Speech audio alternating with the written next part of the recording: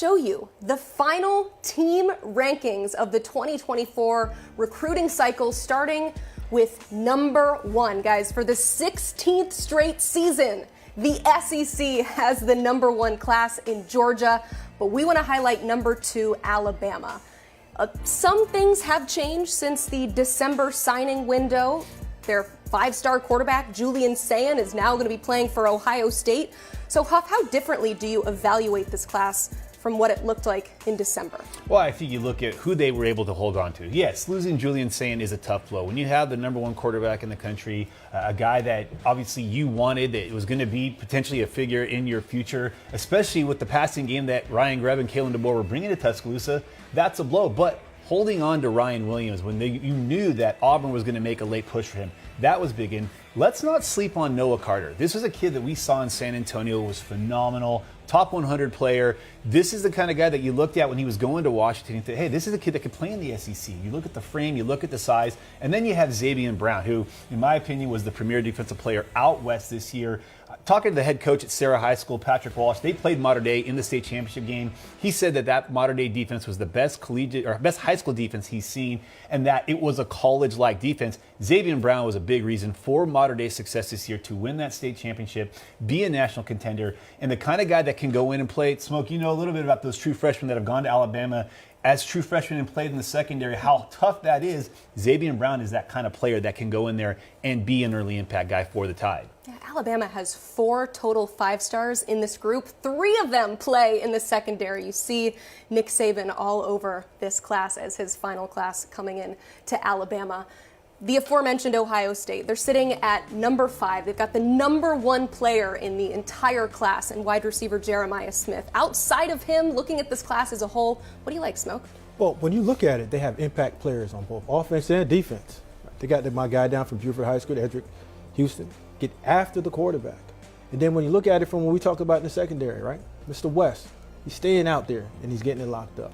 But whenever you get the number 1 player in the class, overall, as an impact player, and then you get a quarterback with the ability to get it to him, and there's another guy named Mr. Graham saying, hey, listen, I'm over here too. I can catch the ball. You're putting together a class that's ready to start butting and start getting after and winning the national championship. We know offense wins games. Defense just keeps them out the end zone. So Ohio State, I like what they're doing as far as getting impact players on offense, explosive players on offense, but also getting those guys on defense to be difference makers, to get to the quarterback, but also get the ball back to the offense as well. Let's show you teams 5 through 7. We first want to highlight LSU sitting at number 7 because, guys, 29 total commits. This is a massive class. 10 of those guys are in the top 247. What stands out about this group, Smoke? Well, the first thing that you got to get into when you start to talk about recruiting is you have to win your state. And we understand the last few years LSU's been okay, but they haven't been winning it. This year, 9 of the top 10 players, they're staying home. Difference makers. They struggled back there in the secondary. They're doing a great job of getting athletic guys that can play both corner, safety, and guys that have length and growth potential to play linebacker, to be erasers on the second level. And again, when you win at home and you can win your state, that's saying something else for the next class coming in order to win your state and also be one of the top teams in recruiting. If you don't win at home, you can't win abroad. Yeah, overall, the Tigers have 18 commits from the state of Louisiana. That's actually tied for the most in the 24/7 sports era, so certainly locking up those Louisiana borders. At number 8, Auburn.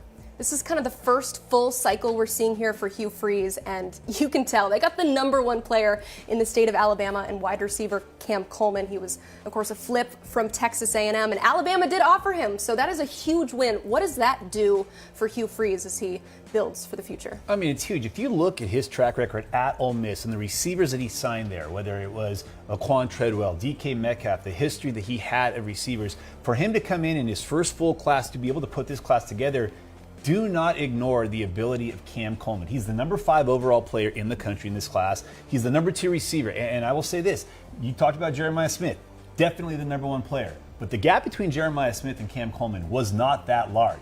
Having seen Cam Coleman this spring and summer on the 7-on-7 circuit, you saw the size, the ability to catch the ball, that catch radius that he had.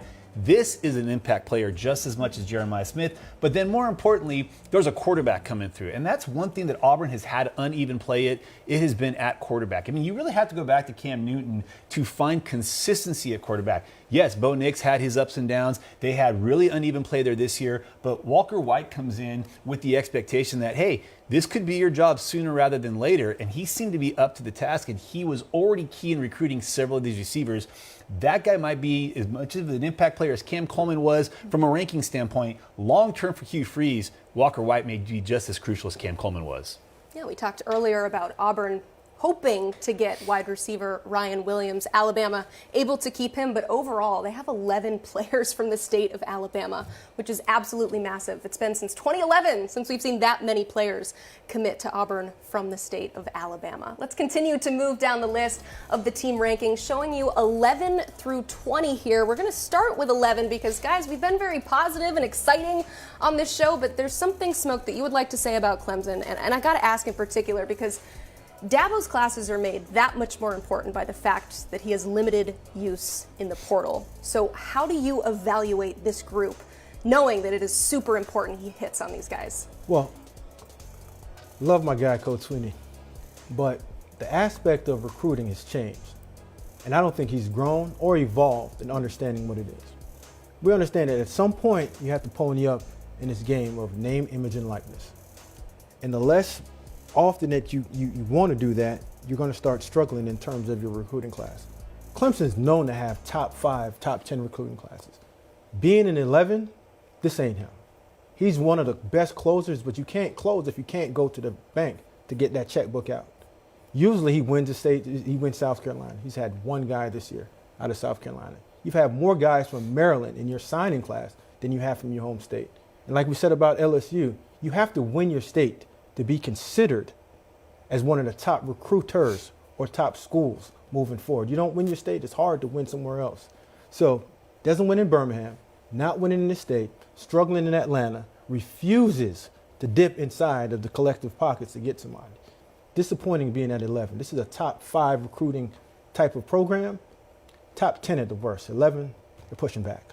On the positive side of things, though, you got 2 5-stars. Sammy Brown, who's number 1 on Andrew Ivan's freaks list, so you hope that he comes in and can make an impact at the linebacker position. You've also got TJ Moore, who has absolutely shot up our rankings every time that we release them. So they do have some good pieces to work with, right? Yes, they do, but at the end of the day, you're putting together a class. You're not putting together 2 players. You're putting together a stack of players that can play. And when you look at a class, you look at the middle group, because the middle group is the one that's going to push the top guys.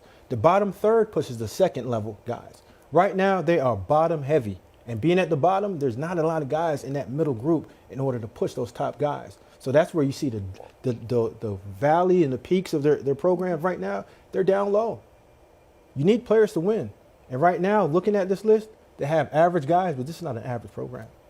All right, how about the national champion? Definitely not an average program there. Michigan coming in at number 16. You have to assume that this class was signed with Harbaugh's status potentially up in the air. So what does Sharon Moore have to work with in this group? Well, he's got some guys on the defensive line. He's got some guys on the offensive line. But Emily, I think you nailed it. This class was kind of in that will he or won't he be back type of thing. I mean, you look at that list that they had, they could have had Gatlin Bair up at the top. He was leaning towards Michigan, and it wasn't the departure of Harbaugh that really hurt Michigan. It was the departure of Ben Herbert with Harbaugh to Los Angeles that hurt him. They would have had a 5-star. So now you have the national champs with no 5-stars. But I think long-term, they're in a much better position because now they're not going to have to play the yearly game of where is Sharon Moore going to be? Is he going to be staying here as the offensive coordinator? Is he going to leave? Is Jim Harbaugh going to come back? They know it's now Moore's gig. And I think you're going to see that bump. Remember, by the time they won the national championship, the majority of the class was already signed.